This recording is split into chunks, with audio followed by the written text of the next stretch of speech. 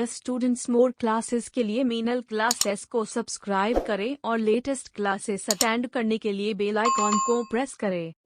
इस वीडियो को like, share और कमेंट्स करना ना भूलें। आज हम करेंगे चैप्टर नंबर 5 आजादी से पूर्व सरकार का स्वरूप। ये हमारा क्लास 6 चल रही है। तो लास्ट वीडियो हमने किया था राजस्थान की प्रमुख सभ्यताएं। तो वहां आपको एक क्वेश्चन का आंसर देना है कि किस सभ्यता से 36 चांदी की मुद्राएं प्राप्त हुई हैं, जिनमें से 8 मुद्राएं पंचमार्क की थी। ठीक है, तो आपने सुन लिया अच्छे से कि किस सभ्यता से 36 चांदी की मुद्राएं प्राप्त हुई हैं, जिसमें से 8 मुद्राएं पंचमार्क की थी। ठीक है, तो कमेंट बॉक्स में इसका आंसर देना है। तो मैं सभी के आंसर देखूंगी। चलिए स्टार्ट करते हैं चैप्टर। रविवार का दिन था। दिशा अपनी माँ के साथ गांव के पनघट पर पानी भरने गई थी। पानी लेकर आते समय उसने पनघट के पास बने हुए पुराने किले पर कुछ लोगों को घूमते हुए और फोटो खींचते हुए देखा। ये देखकर उसने माँ से प्रश्न किया, क्या किया कि ये लोग कौन हैं और यहाँ क्या कर रहे हैं। तो माँ ने बताया कि ये क्या हैं, पर्यटक हैं और इस पुराने किले को देखने आए हैं। दिशा ने वापस प्रश्न किया, इस किले में ऐसा क्या है जो ये देखने आए हैं। माँ ने बताया, ये किला बहुत पहले इस गांव के जागीरदार ने बनवाया था। वे इसमें रहते थे और इसकी प्राचीनता के कारण पर्यटक इसे देखने आते हैं। अब दिशा ने एक और प्रश्न कर दिया और फिर क्या किया उसने कि ये जागीरदार कौन होते हैं। तो अब उसने पूछ लिया कि ये जागीरदार कौन थे, अब वे कहाँ रहते हैं। तो माँ ने कहा कि पहले जागीरदार ही गांव के प्रशासक होते थे। इनके पास ही गांव की देख रेख की जिम्मेदारी होती थी। दिशा माँ से कुछ और प्रश्न पूछती, उससे पहले ही घर आ गया और उसके प्रश्नों का सिलसिला टूट गया। दिशा के मन में जागीरदार को लेकर कई प्रश्न घूम रहे थे। दूसरे दिन दिशा ने स्कूल में अपने अध्यापक से कक्षा में आते ही प्रश्न पूछ लिया, जागीरदार कौन होते थे, ये अब कहाँ गए। तो अध्यापक ने कहा, चलो आज आपको जागीरदार और जागीरदारी व्यवस्था के बारे में जानकारी देता हूँ। आजादी से पहले हमारा राजस्थान वर्तमान स्वरूप में नहीं था। यह मुख्यतः विभिन्न रियासतों में विभाजित था, जो हम भी पढ़ चुके हैं। ये रियासतें स्वतंत्र राज्य की तरह शासन संचालन करती थी। रियासतों के शासक अपने मंत्रियों, जागीरदारों की सहायता से शासन का संचालन करते थे। शासक शक्ति का सर्वोच्च केंद्र राजा होता था। शासन का यह प्रकार राजशाही शासन कहलाता था। तो पहले क्या था, राजशाही शासन। अब देखिए, तो यहाँ तक तो आपको ज्यादा समझने की जरूरत नहीं है। अब यहाँ से आपको समझना है कि राजशाही शासन का स्वरूप। राजस्थान की विभिन्न रियासतों में सिसोदिया, राठौर, कछवाहा और चौहान आदि वंश शासक राज्य करते थे।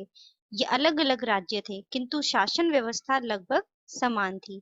विभिन्न रियासतों में शासन संचालन के लिए केंद्रीय व्यवस्था के पदाधिकारी राजा, मंत्री, बख्शी, खंजाची, परगना अधिकारी थे। तो सभी जगह अलग अलग व्यवस्था थी, लेकिन राजस्थान की जो विभिन्न रियासतें थी वहां पर राज्य तो अलग अलग थे, लेकिन शासन व्यवस्था लगभग समान थी।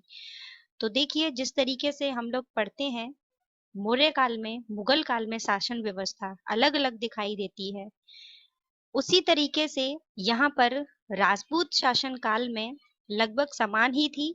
तो ये जो पद हैं ये भी सभी के समान थे। और सबसे जो बड़े होते थे, सबसे बड़ा पद किसका होता था यहाँ पर, वो होता था राजा का। राजा राजा राज्य की संपूर्ण शक्ति का सर्वोच्च केंद्र होता था। सामान्यतः राजा अपने सलाहकारों एवं मंत्री परिषद के सदस्यों के सहयोग से शासन संचालन करता था।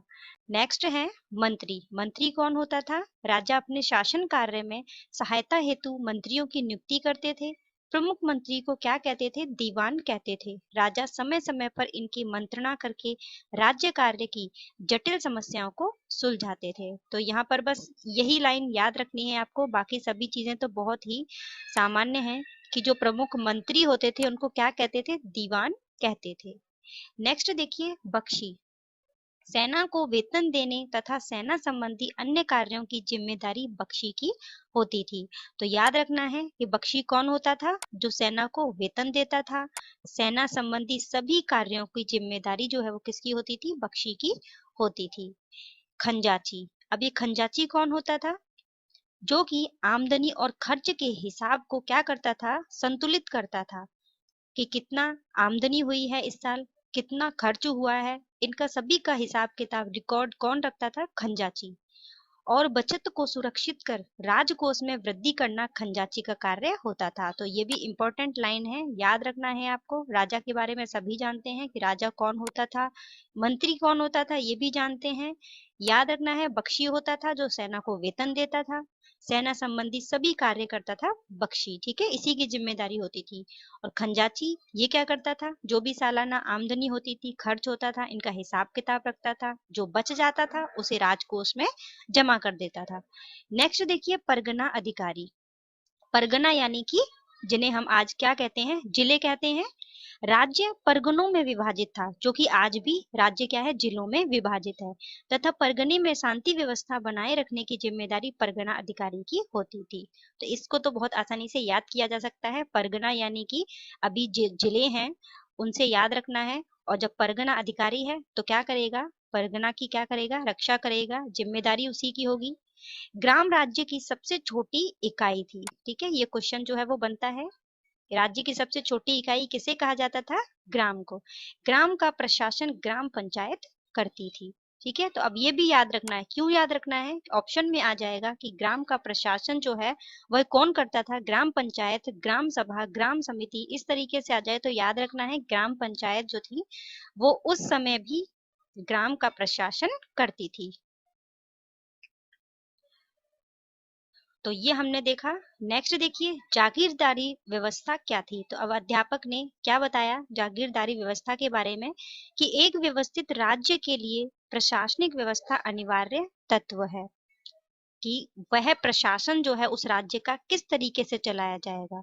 राजस्थान के मध्यकाल का संपूर्ण शासन तंत्र राजा और जागीरदारी व्यवस्था पर आधारित था। कब की बात हो रही है? राजस्थान के मध्यकाल। मध्यकाल में क्या था? जो संपूर्ण शासन तंत्र था वो राजा और जागीरदारी व्यवस्था इसी पर डिपेंड था। राजस्थान की जागीरदारी व्यवस्था रक्त संबंध और कुलीय भावना पर आधारित प्रशासनिक और सैनिक व्यवस्था थी। तो यहाँ पर देखिए ये लाइन जो कि इम्पोर्टेंट है, और वो क्यों है? राजस्थान की जो जागीरदारी व्यवस्था थी वो रक्त संबंध पर आधारित थी, यानी कोई अगर बड़ा बेटा अगर जागीरदार है तो जैसे पिताजी अगर जागीरदार हैं तो पिताजी की मृत्यु के बाद बड़ा बेटा, ठीक है, बड़े बेटा अगर है उसकी मृत्यु हो जाती है तो फिर उससे छोटा बेटा। इस तरीके से रक्त संबंध पर आधारित था, ठीक है, कुलीय भावना पर आधारित था। राजस्थान में जागीरदारी व्यवस्था का मूल तत्व था कि राजा की मृत्यु के बाद बड़ा पुत्र राजा बनता था। राजा अपने छोटे भाइयों को जीवन यापन के लिए भूमि आवंटित करता।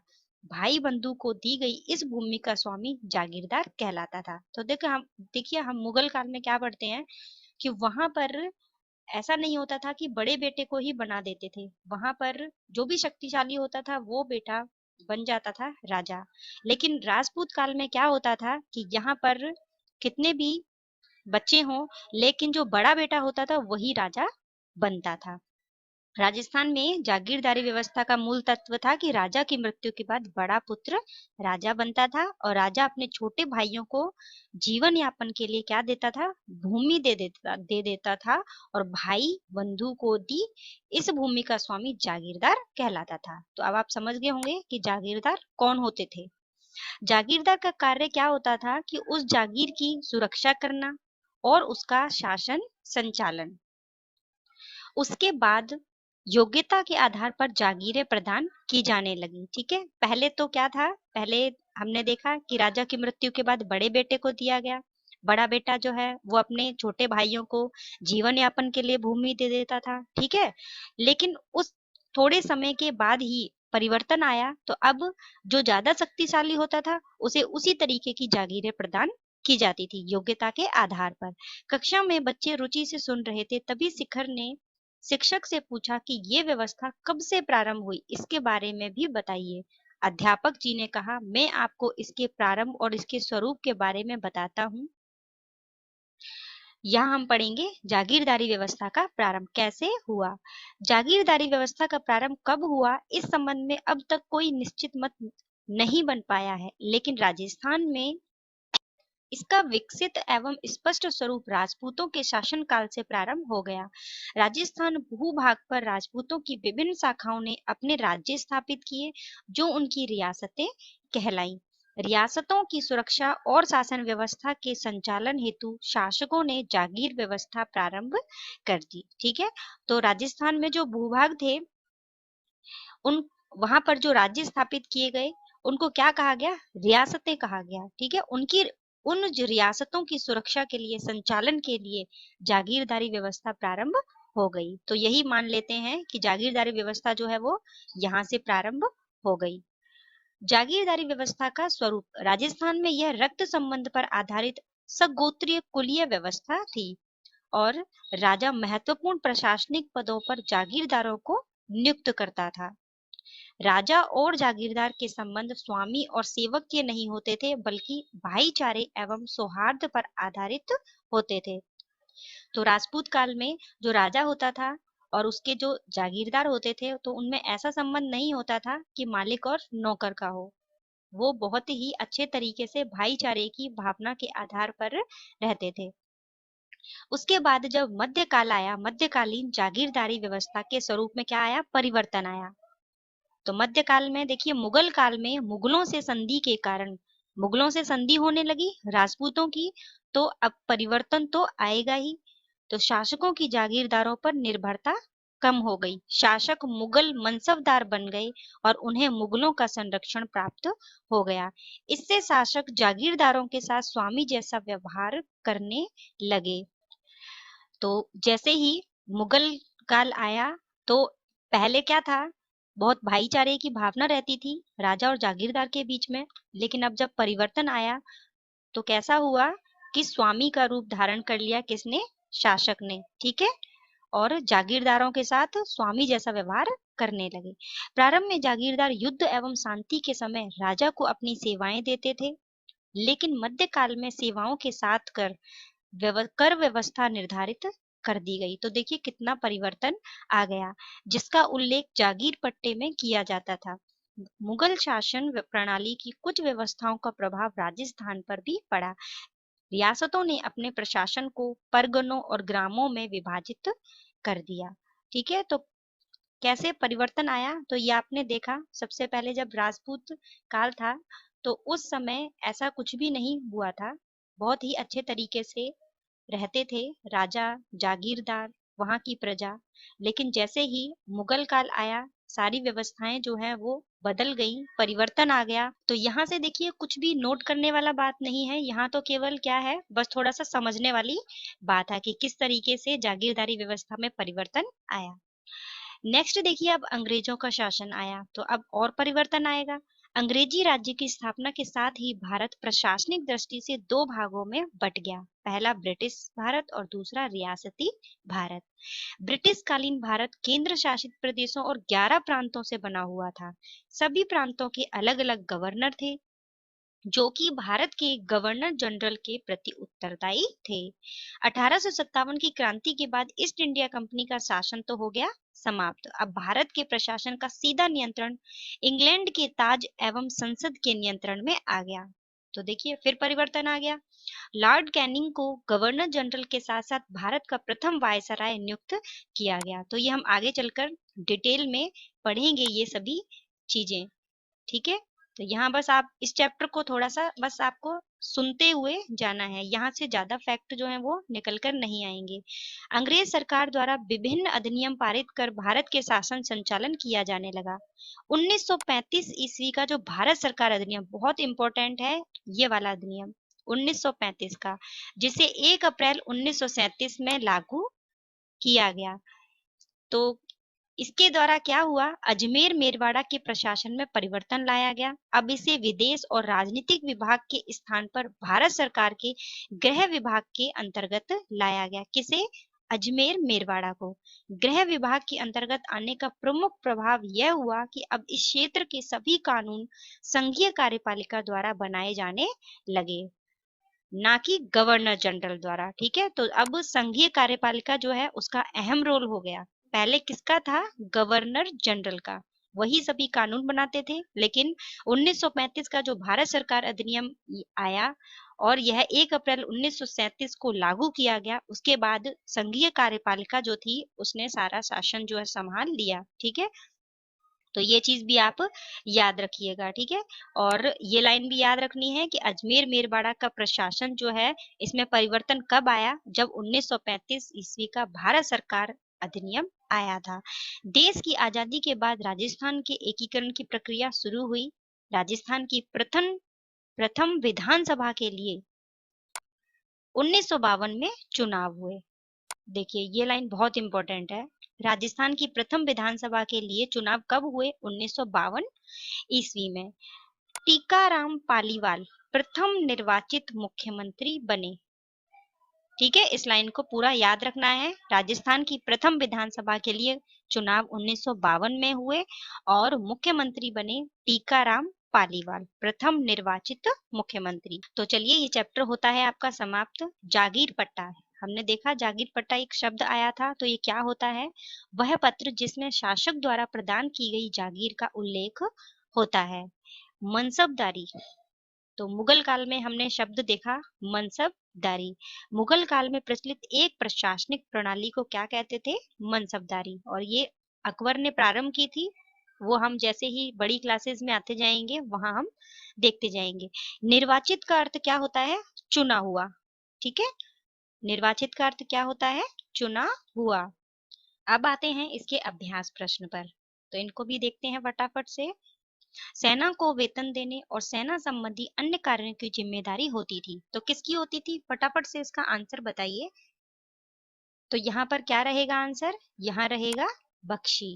ठीक है, बख्शी इसका सही आंसर रहेगा।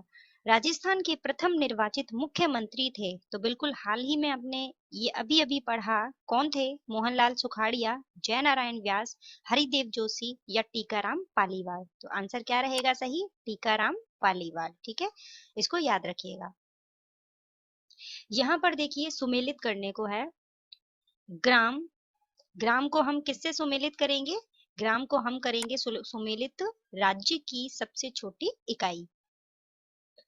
मनसबदारी क्या था? जो कि हमने अभी शब्दावली में भी पढ़ा कि यह मुगल कालीन प्रशासनिक व्यवस्था।